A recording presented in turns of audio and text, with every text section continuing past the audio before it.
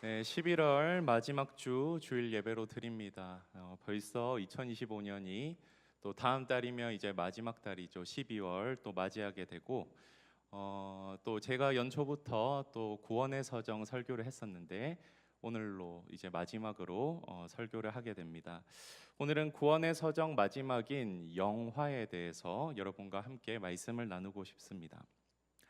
여러분, 구원의 서정 마지막 시간이니까요. 우리가 올해 초부터 이제 한 달 한 달 들어왔던 구원의 서정 내용을 잠깐 복습하기를 원하는데 우리 PPT 한번 띄워 주시겠습니까? 네, 다음 페이지. 자, 기억나시나요? 네, 계속해서 반복적으로 여러분과 나눴는데 9가지를 여러분 단어라도 잘 기억했으면 좋겠습니다. 소명, 하나님의 부르심, 그 다음에 중생, 거듭남, 회개, 믿음, 칭의, 의롭다됨이죠. 그리고 양자, 자녀됨, 성화, 거룩하게 됨, 견인, 끝까지 인내하고 견고함, 그리고 오늘 영화입니다. 여러분이 구원의 서정을 보여주는 대표적인 구절, 이 9가지를 압축한 구절이 바로 오늘 우리가 읽은 본문인 로마서 8장 30절인데요. 우리 다시 한번 읽어보도록 하겠습니다. 시작. 또 미리 정하신 그들을 또한 부르시고 부르신 그들을 또한 의롭다 하시고 의롭다 하신 그들을 또한 영화롭게 하셨느니라. 아멘. 마지막이 무엇이죠? 영화롭게 하셨느니라.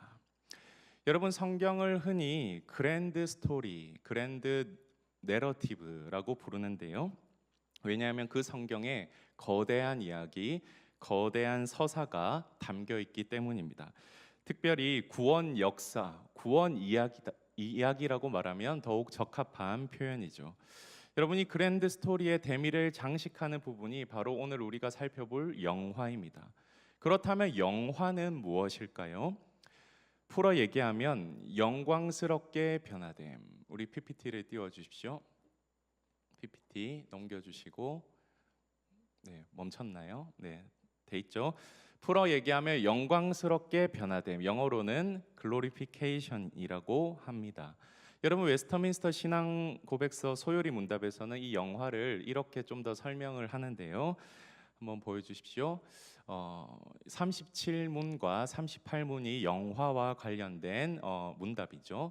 문답이니까 질문이 있고 답이 있지 않겠습니까? 그래서 이 문답의 형식에 따라서 제가 질문하면 질문을 읽어드리면 여러분들 답을 해주시기를 바랍니다. 37문, 신자가 죽을 때에 그리스도에게서 무슨 유익을 받는가?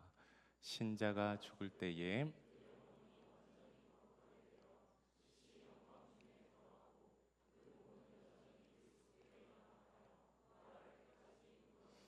네, 의미를 생각하면서 읽어주십시오. 자, 38문 제가 읽겠습니다. 신자가 부활할 때에는 그리스도에게서 무슨 유익을 받는가?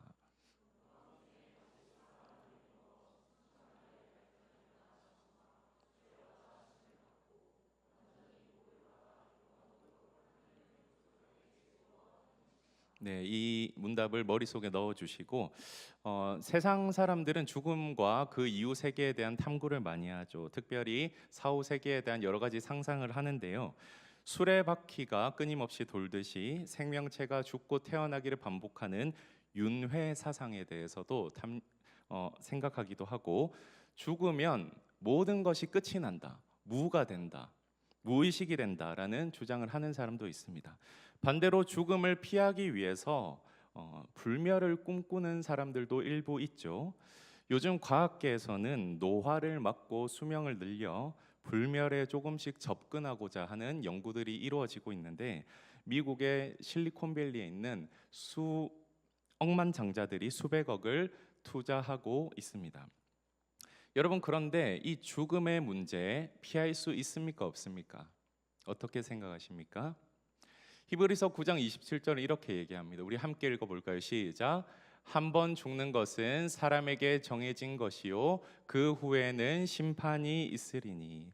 여러분도 죽음에 대해서 그리고 그 이후에 일어날 일들에 대해서 진지하게 고민해 보신 적이 있나요? 여러 가지 상상을 할 수가 있겠지만 우리가 그리스도인이라면 무엇을 통해서 이 주제를 우리가 살펴보아야 할까요? 무엇을 통해서 무엇을 봐야 됩니까? 바로 하나님께서 우리에게 주신 말씀인 성경입니다. 성경을 보면 이 문제에 대해서 생각보다 구체적으로 알려줍니다. 그리고 그 사실을 우리가 알고 받아들이고 굳게 믿게 되면 위로와 평안과 소망을 얻게 되죠.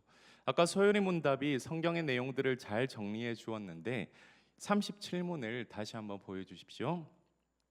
신자가 죽을 때 그리스도에게서 무슨 유익을 받는가라는 질문을 하죠. 그 대답은 신자가 죽을 때에 그 영혼이 완전히 거룩하게 되어 즉시 영광 중에 들어가고 그 몸은 여전히 그리스도께 연합하여 부활할 때까지 무덤에서 쉰다라고 성경의 내용을 정리해 줍니다. 여러분, 죽음을 여러 가지로 정의하고 설명할 수 있겠지만 흔한 정의가 무엇이죠? 죽음이란 영혼과 육체가 분리된 상태를 죽음이다라고 얘기하죠. 소요리 문답은 이 인간이 죽는 즉시 영혼은 어떻게 되죠? 즉시 영광 중에 들어가고 몸은 육체는 그리스도에게 연합되어 부활할 때까지 어디에서 쉰다라고 얘기하죠? 무덤에서 쉰다라고 얘기합니다. 전도서를 보면 이런 말씀이 있습니다. 전도서 12장 7절, 흙은 여전히 땅으로 돌아가고 영은 그것을 주신 하나님께로 돌아가기 전에 기억하라라는 말을 하죠. 여러분, 그런데 이런 상태를 우리는 영화라고 부르지는 않습니다. 그럼 언제 어떤 상태를 영화라고 부를까요? 그때는 언제냐면 예수님께서 재림하실 때 육체의 부활을 통해서 우리의 몸과 영혼이 다시 합쳐져 예수님과 함께 하늘나라로 들어갈 때를 영화다라고 부릅니다. 여러분, 그때의 상황이 어떤지 성경은 조금 더 자세히 설명합니다. 예수님이 재림하실 때 죽은 자들, 성경은 또 죽은 자를 다르게 표현하죠. 잠자는 자들이 일어난다라고 얘기를 하죠. 음성과 소리를 듣고 부활한다라고 성경은 분명하게 얘기를 하고 있는데요. 고린도전서 15장 51절, 마지막 나팔에 우리가 호련히 다 변화되리니. 그리고 요한복음 5장 28절부터 29절은 무덤 속에 있는 자가 다 그의 음성을 들을 때가 오나니. 데살로니가전서 4장 16절은 주께서 호령과 천사장의 소리와 하나님의 나팔 소리로 친히 하늘로부터 강림하시리니라는 생각보다 구체적인 우리가 죽은 이후에 일어난 일들, 예수님께서 오실 때 일어나는 일들을 설명하죠. 그런데 이 소리와 음성을 듣고 부활할 때 그 즉시 우리의 몸이 어떻게 된다라고 얘기하고 있나요? 고린도전서 15장에는 이렇게 얘기합니다. 순식간에 호련히 다 변화되리니. 제가 영어 성경을 보니까 눈 깜짝할 사이에 우리가 변화된다라고 얘기합니다. 죽은 자들이 썩지 아니할 것으로 다시 살아나고 우리도 변화되리라. 이 썩을 것이 반드시 썩지 아니할 것을 입겠고 이 죽을 것이 반드시 죽지 아니함을 입으리로다. 빌립보서에서는 뭐라고 얘기합니까? 우리의 낮은 몸을 자기 영광의 몸의 형체와 같이 변하게 하시리라라고 증거하죠. 여러분, 이 말씀을 봤을 때 우리가 부활할 때 우리의 몸이 어떻게 되는가요? 우리의 몸은 원래 썩는 몸인데 썩지 아니할 몸으로 변화되고 우리의 몸은 죽는 몸인데 죽지 아니할 몸으로 변화되고 호련히 눈 깜짝할 사이에 순식간에 우리의 몸이 영광의 몸으로 변하게 된다라는 말씀입니다. 즉 예수님이 부활하신 몸처럼 우리의 육체도 신령한 몸으로 변화된다라는 말씀이죠. 더 이상 사망이 지배하지 못하는 상태가 된다라고 말씀합니다. 여러분, 우리가 다시 부활할 때에는 죄와 사망의 권세에서 완전히 벗어나는 영화의 상태를 맞이하게 됩니다. 그리고 그때는 더 이상 우리가 죄를 지을 수 없는 상태로 변화된다라고 성경은 증언하죠. 여러분, 생각해 보십시오. 지금 우리가 얼마나 죄와 여러 가지 유혹으로 고통받고 있습니까? 그리스도인으로서 죄를 안 지으려고 해도, 그리고 그렇게 몸부림을 쳐도 우리는 또다시 넘어지고 다시 일어나고 그런 반복되는 상황이 계속 있지 않습니까? 그런데 우리가 죽고 난 뒤에 그리고 육체의 부활을 경험할 때는 죄를 지을 수 없는 상태가 된다. 사망이 우리를 정복하지 못하는 상태가 된다라는 것을 여러분 기억하며 그것을 자세히 묵상하면 얼마나 놀라운 일인지 모릅니다. 그 영광스러운 날을 바라보면서 바울은 이렇게 외치는데요. 저 사진은 제가 GPT로 바울이 환희에 찬 모습을 검색해 달라고 하니까 저런 모습이 나왔습니다. 요즘 참 그림 잘 나오는데 여러분, 저 바울의 모습, 바울의 기쁨에 찬 선포를 한번 보도록 하겠습니다. 고린도전서 15장 54절부터 57절 메시지 성경으로 보면요, 여러분 함께 조금 길지만 읽어봤으면 좋겠습니다. 시작. 생명이 죽음을 삼키고 승리를 거두었다. 오 죽음아, 누가 최종 결정권을 쥐었느냐? 오 죽음아, 이제 누가 너를 두려워하겠느냐? 죄가 죽음을 두려운 존재로 만들었고 율법의 죄책이 죄에게 권세와 파괴력을 주었습니다. 그러나 생명이신 분의 단 한 번의 승리로 그 세 가지 죄와 죄책과 죽음과 모두 사라지게 되었습니다. 이 모두가 우리 주 예수 그리스도의 선물입니다. 그러니 하나님께 감사드리십시오.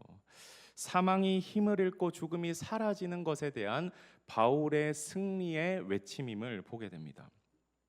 여러분, 그렇다면 그런 놀라운 부활과 승리가 있는 다음에 우리는 어떻게 될까요? 성경은 놀랍게도 좀 더 구체적으로 그 이후의 상태를 설명을 해주죠. 데살로니가 4장 17절에는 우리 살아남은 자들도 이 육체의 부활을 경험한 이후에 어떻게 된다고 말합니까? 구름 속으로 끌어올려 공중에서 주를 영접하게 하시리니 그리하여 우리가 항상 주와 함께 있으리라 라는 미래의 그 상태를 말씀합니다. 골로새서 3장 4절에서는 우리의 생명이신 그리스도께서 나타나실 그날에, 나타나실 그때가 언제죠? 재림 때 우리도 어떻게 됩니까? 그와 함께 영광 중에 나타나리라 라고 생각보다 자세히 그때를 설명을 합니다. 여러분, 재림하신 예수 그리스도를 우리가 영접하게 되고 주님과 항상 함께 있게 되는 영원의 상태로 들어가게 되는 것이죠.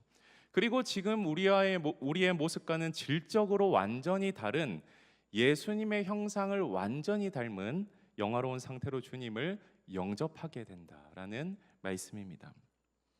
요한일서 말씀을 보겠습니다. 그가 나타나시면 우리가 그와 같을 줄을 아는 것은 그의 참모습 그대로 볼 것이기 때문이니, 우리는 지금 주님을 육안으로 보지 못하지 않습니까?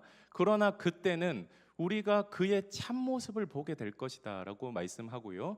고린도전서 13장에서는 우리가 지금은 거울로 보는 것 같이 희미하나 그때에는 얼굴과 얼굴을 대하여 볼 것이요, 지금은 내가 부분적으로 아나 그때에는 주께서 나를 아신 것 같이. 여러분, 주님이 나를 어떻게 아시죠?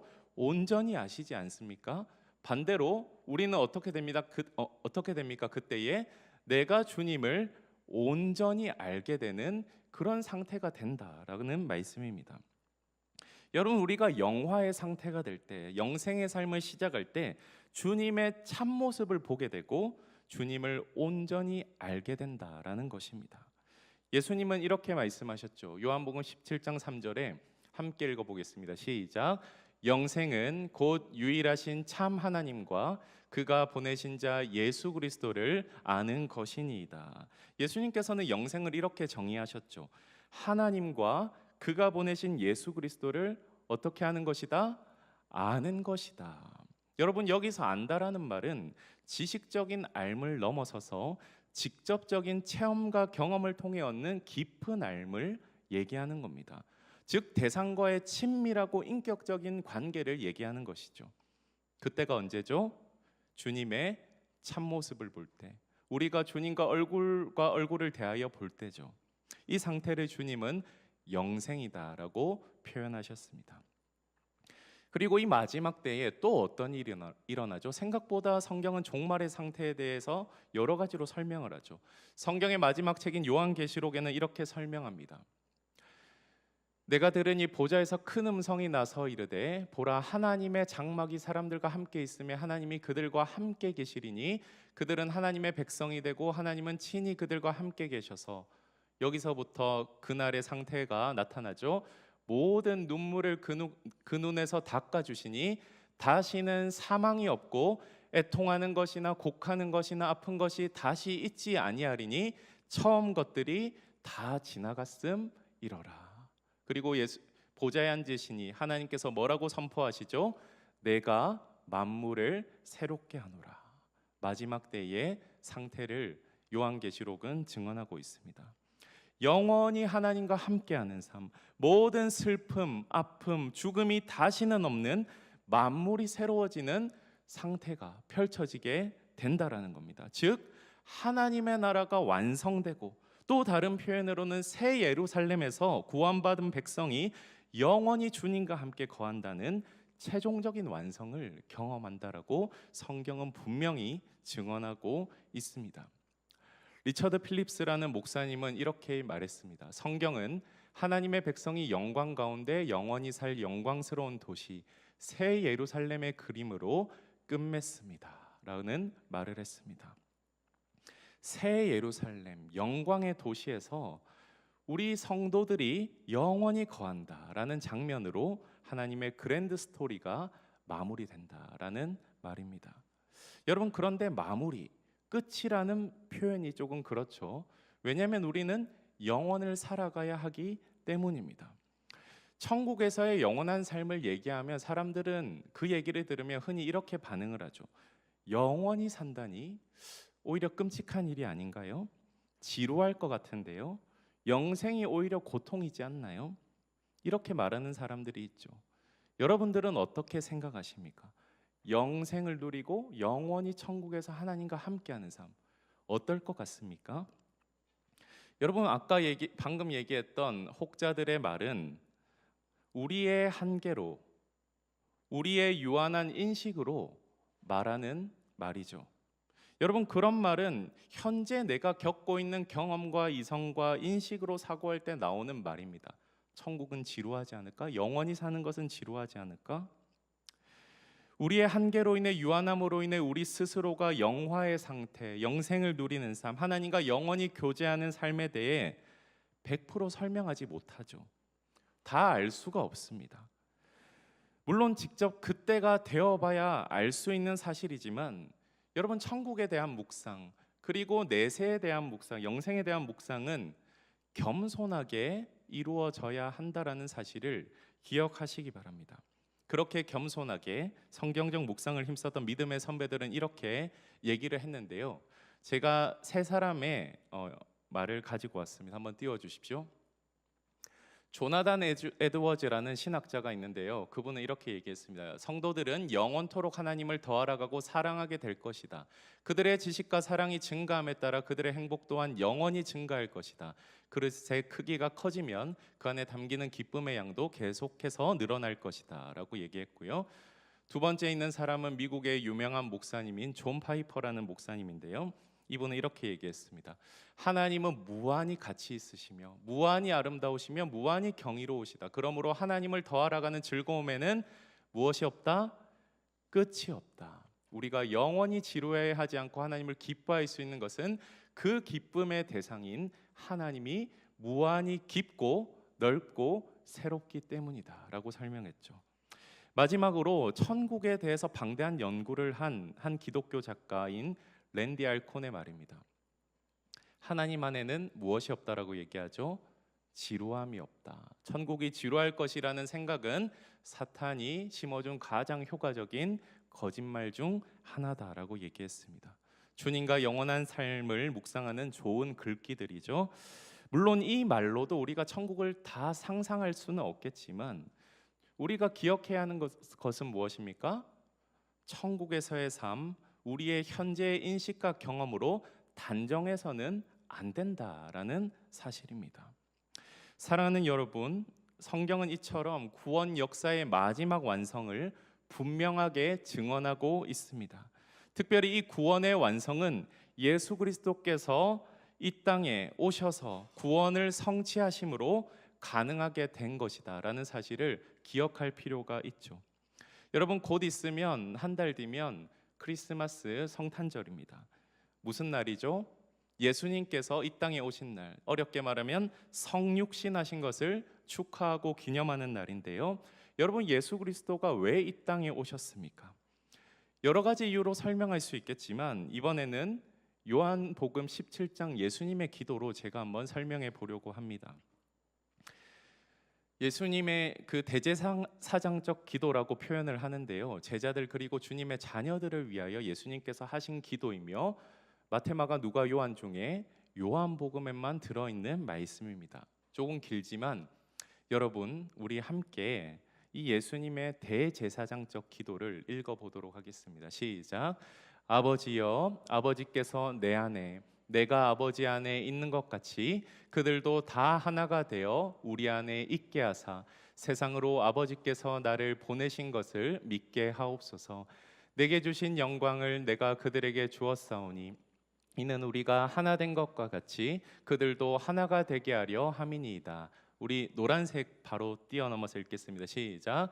아버지여, 내게 주신 자도 나 있는 곳에 나와 함께 있어 아버지께서 창세전부터 나를 사랑하심으로 내게 주신 나의 영광을 그들로 보게 하시기를 원하옵나이다. 여러분 이 말씀을 본 적이 있습니까? 예수님께서 우리를 위하여 하신 기도입니다. 여러분 주님께서 이 땅에 오신 이유는 우리를 구원하셔서 삼위 하나님께서 나누시는 영원한 교제에 우리도 동참하게 하시기 위함임을 이 말씀을 통해 알 수 있습니다. 예수님은 우리를 이 삼위 하나님의 교제로 데려가기를 원하셨고 예수님이 받는 영광을 우리에게도 주시기를 원하셨습니다. 이를 위해서 예수님이 이 땅에 오신 것이죠. 십자가를 지신 것이죠. 그리고 죽으신 이후에 부활하셔서 우리를 주님의 자녀로 삼으시고 최종적으로는 영원한 사귐과 교제와 연합에 우리를 초대하시는 겁니다. 이 위대한 구원 역사, 오늘 우리가 읽은 본문인 로마서 8장 30절에 압축되어 있는 겁니다. 우리 다시 한번 로마서 8장 30절 구원의 서정을 요약해주는 구절을 읽어보도록 하겠습니다. 시작. 또 미리 정하신 그들을 또한 부르시고 부르신 그들을 또한 의롭다 하시고 의롭다 하신 그들을 또한 영화롭게 하셨느니라. 아멘. 사랑하는 여러분, 오늘 이렇게 구원의 서정 마지막 순서인 영화에 대해서 잠깐 살펴봤습니다. 우리는 이 짧은 시간 죽음과 죽음 이후의 세계, 영화로운 상태에 대해서 충분히 다루기는 어렵지만 여러분 성경에는 오늘 제가 다룬 그 이외에 여러 가지 종말과 천국과 영생에 대한 얘기를 담고 있다라는 사실을 기억하시며 여러분 성경을 읽고 묵상하시면서 이 영원한 세계에 대해서 탐구해 보시기를 바랍니다. 여러분 이 성경의 증언이 정말 와닿고 믿어지고 기다려지는 사람이 있는 반면에 아직도 소설 같고 믿기지 않고 나와 동떨어진 얘기라고 생각되는 사람도 있을 줄 압니다. 그러나 중요한 것은 무엇입니까? 우리가 이 세상에서 한 번 사는 것, 즉 일생을 사는 것은 누구도 부인할 수 없는 진리이기에 우리가 이 문제에 대해서는 반드시 진지하게 고민해 보아야 한다라는 사실입니다. 저는 개인적으로 성경의 증언만큼 우리의 죄 문제, 죽음 문제, 사후의 문제를 명확히 보여주는 설명은 없다라고 생각합니다. 바라기는 여러분들도 이 성경의 증언, 하나님께서 마음에 감동을 주시고 깨닫는 지혜를 주셔서 하나님의 말씀에 담긴 놀라운 지혜와 신비가 믿어지고 깨달아질 수 있기를 간절히 소망합니다. 그리고 그 구원의 완성, 영화의 때를 바라보시며 이 땅을 지혜롭게 살아갈 수 있기를 소망합니다. 이렇게 죽음 이후 마지막 때에 일어난 일들을 살펴보았는데요. 그렇다면 우리는 이 중요한 질문을 또 해볼 필요가 있습니다. 지금까지 미래, 내세, 천국에 대한 이야기를 했는데 중요한 질문은 그럼 지금 내 삶은 어떻게 살아가야 됩니까? 라는 질문을 우리가 해봐야겠죠. 이 내용만 다루고 오늘 말씀을 마무리하려고 하는데요.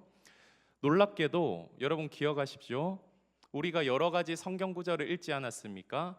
부활, 영화, 천국, 마지막 때와 관련된 말씀들을 살펴보지 않았습니까?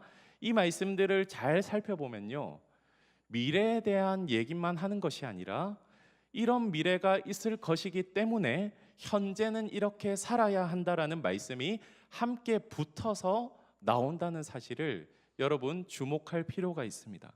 미래 얘기만 하는 것이 아니라 그 미래에 맞춰서 우리가 현실을 어떻게 살아가야 할 것인가라는 것을 성경은 교훈합니다. 몇 구절만 살펴볼까요? 한번 띄워주십시오. 세 가지로 살펴보기를 원하는데, 전도서 12장 1절 7절을 보면요, 노란색 글씨는 현재 우리가 어떻게 살아가야 하는지를 교훈하는 구절이고, 이 하얀색 글씨에는 미래에 있을 일들에 대해서 얘기를 하는 것이죠. 흙은 여전히 땅으로 돌아가고 영은 그것을 주신 하나님께로 돌아간다라는 이 미래의 일에 비춰서 현재는 어떻게 살아가야 되는지 얘기를 합니까? 청년의 때에 창조주를 기억하라라고 말합니다. 빌립보서 3장 20절 21절 하얀색 구절을 보면 미래에 일어날 일들을 얘기를 하는데 그 앞에 뭐라고 되어 있습니까? 우리의 시민권은 하늘에 있는지라 거기로부터 구원하는 자 곧 주 예수를 기다리노니라고 얘기를 하죠.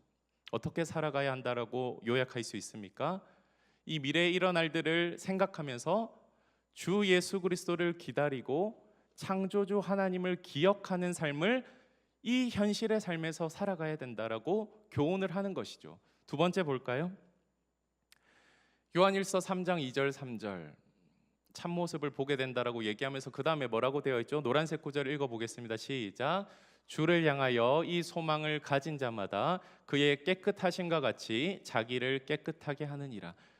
거룩한 삶을 살아야 된다. 주님을 만나기 위해서는 거룩함으로 준비되어야 된다라고 얘기를 하는 것이죠. 골로새서 말씀을 볼까요? 그리스도와 함께 하나님 안에서 감추어지고 그리고 예수님께서 나타나실 때에 우리도 영광 중에 나타난다. 이 미래를 생각하면서 지금 어떻게 살아야 된다라고 얘기합니까? 위의 것을 생각하고 땅의 것을 생각하지 마라. 요약하면 이 땅에서 거룩한 삶, 위의 것을 생각하는 삶을 그리스도인들이 살아가야 된다라고 얘기를 합니다. 마지막으로 보겠습니다. 여러분, 고린도전서 13장은 어떤 장이죠? 13장 사랑장이죠. 15장은 어떤 장이죠? 아시는 분? 부활장입니다. 부활에 대해서 저 58절까지 설명을 하는 거죠. 저 흰색 글씨를 보면 죽음 이후의 부활에 대해서 여러 가지로 설명하는데 58장 결론을 이렇게 짓습니다. 우리 노란색 함께 읽어보겠습니다. 시작. 그러므로 내 사랑하는 형제들아 견실하며 흔들리지 말고 항상 주의 일에 더욱 힘쓰는 자들이 되라. 이는 너희 수고가 주 안에서 헛되지 않은 줄 알미라. 부활의 때를 바라보며 이 현재의 삶을 어떻게 살아가야 되죠? 견실하며 흔들리지 말고 주의 일에 항상 힘쓰는 자들이 되라. 너희가 하는 수고가 결코 헛되지 않다라고 말씀하는 겁니다. 여러분, 이 말씀을 바탕으로 우리의 모습을 돌아보기를 원합니다. 우리는 영화로운 삶을 바라보며 이 땅에서 창조주를 기억하고 예수 그리스도를 기다리는 삶을 살고 있나요? 위의 것을 찾고 재림하실 주님을 기다리며 거룩하게 살아가고 있습니까? 주님 안에서의 수고가 헛되지 않음을 알고 굳게 서서 흔들리지 않고 주님의 일에 힘쓰며 살아가고 있습니까? 아니면 이런 삶을 살고 있지는 않나요? 일상이 바빠서라고 말하면서 일상에 치여서 땅만 바라보며 사는 삶을 살고 있지는 않습니까? 노아의 때에 먹고 마시고 시집가고 장가가는 세상 사람들처럼 다가올 재림과 심판은 안중에도 없고 이 세상의 삶에만 몰두하며 살아가고 있지는 않습니까? 영생을 바라보지 않고 현생만 바라보며 당장의 내 삶에만 올인하며 살아가고 있지는 않습니까? 시험 공부, 스펙 쌓기, 취업 준비, 연애와 결혼, 내 집 마련, 재테크, 안정적인 삶, 이런 것들에만 내가 몰두하고 살아가고 있지는 않습니까? 물론 이런 것들이 중요하지 않다라는 말을 하는 것은 아닙니다. 여러분, 이 땅에서의 삶도 살아야 되죠. 그러나 문제는 무엇이죠? 성경이 증언하는 다가올 일에 대해서는 하나도 생각하지 않고 고민하지 않는다라는 겁니다. 이 땅에서의 삶이 전부인 것처럼 살아가는 것이 문제라는 말이죠. 주님 만날 날, 주님 다시 오실 날, 일도 준비하지 않다가 갑자기 그날을 맞이하면 그때의 우리의 모습은 어떨지 상상이라도 해보셨습니까? 사도 바울은 이렇게 말합니다. 고린도전서 15장 19절. 만일 그리스도 안에서 우리가 바라는 것이 다만 이 세상에서의 삶뿐이면 모든 사람 가운데 우리가 더욱 불쌍한 자이리라. 이 세상의 삶만 생각하고 살면 차라리 예수 안 믿고 먹고 놀고 세상 사람과 똑같이 사는 것이 더 낫고 효율적이다라는 말입니다. 애매하게 살지 말라라는 얘기죠. 그래서 성경은 끊임없이 이 세상의 일, 이 세상의 삶에만 몰두하지 말고 마지막 때를 바라보며 주님 오실 날을 기억하고 깨어 있으라라고 계속해서 경각심을 일깨워 주시는 겁니다. 두 구절을 보겠습니다. 누가복음 21장 34, 36절. 너희는 스스로 조심하라. 안 그러면 이런 일이 일어난다라는 얘기고요. 인자 앞에 서도록. 인자가 누구죠? 예수 그리스도께서 재림하실 때에 그 앞에 서도록 항상 기도하며 깨어 있으라라고 분명히 얘기하죠. 다음 구절. 네. 전으로 넘어가 주세요. 왜 이렇게 많이 넘어갔죠? 네, 더 전으로. 네. 자, 베드로전서 4장 7절부터 11절도 경각심을 일깨웁니다. 만물의 마지막이 가까이 왔으니 그러므로 너희는 어떻게 하라고 말하죠? 정신을 차리고 근신하며 기도하라라고 말씀합니다. 여러분, 여러 가지를 말씀드렸습니다. 그리고 수많은 성경 구절을 가져와서 여러분들이 좀 피로감을 느끼실 수도 있는데, 여러분, 제가 이렇게 한 이유는 제 말로 설명하기보다 성경에 분명히 이런 구절들이 있다라는 것을 보여드리기 위해서 수많은 구절들을 보여드렸습니다. 여러분, 제가 앞에 있으면 어떤 분은 이제 졸다가 깨다가 자다가 일어나다가 하시는 분들이 있는데요. 그럴 만도 합니다. 여러 가지를 보여드렸는데 다 기억하지 못하실 거라고 생각해서 제가 말씀을 마무리하면서 세 가지로 적용점을 가지고 왔습니다. 구원의 서정 이제 마무리되고 오늘 영화를 살펴보았는데 우리가 이 말씀들을 기반으로 해서 이 세 가지 적용을 해보기를 원하는데요. 첫째, 하나님의 구원 역사를 깊게 알기 위해 탐구하고 씨름하자라는 적용을 구원 서정의 마지막에 제가 여러분들께 도전하고 싶습니다. 구원 역사를 탐구하면서 나의 부르심은 무엇일까? 나의 신분은 무엇일까? 그리고 죽음과 구원의 문제, 종말의 문제를 진지하게 성경을 통해 살펴보자라는 겁니다. 여러분이 청년의 때에 이런 질문들과 씨름하는 것이 너무나 중요하죠. 지금이 이런 근본적인 고민들을 붙들고 고민할 수 있는 가장 좋은 시기다라는 것을 기억하시기 바랍니다. 두 번째, 나를 창조하시고 구원하신 목적을 기억하자. 나를 창조하신 목적, 오늘 영화 이 주제를 통해서 어떤 것임을 알 수 있죠? 목적이 무엇이죠? 영원한 사귐과 교제와 연합에 이르는 것이 목적이다. 주님께서 우리를 구원하신 목적이 바로 그것이다라는 겁니다. 여러분, 이 땅에서 우리가 70년, 80년 살다 끝나는 것이 아니죠. 우리에게는 영원한 목적지가 있다라는 사실을 기억하시기 바랍니다. 마지막으로 현생에만 매몰되지 말고 주님 만날 날, 주님께서 다시 오실 날을 소망하며 그날에 맞게 현재의 삶을 재조정하며 살자라는 도전을 드리고 싶습니다.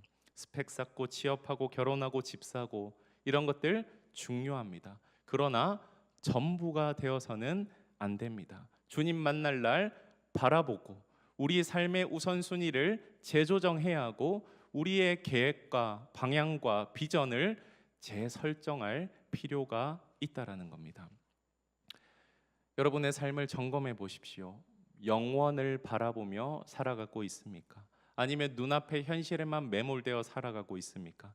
주님께서 만약 오늘 오신다면 여러분은 준비되어 있습니까? 바라기는 서연의 모든 청년들, 이 땅에서 우리를 부르시고 의롭다 하시고 영화롭게 하신다라는 하나님의 구원 계획이 나와 정말 상관이 있구나라는 사실이 깨달아질 수 있기를 간절히 소망합니다.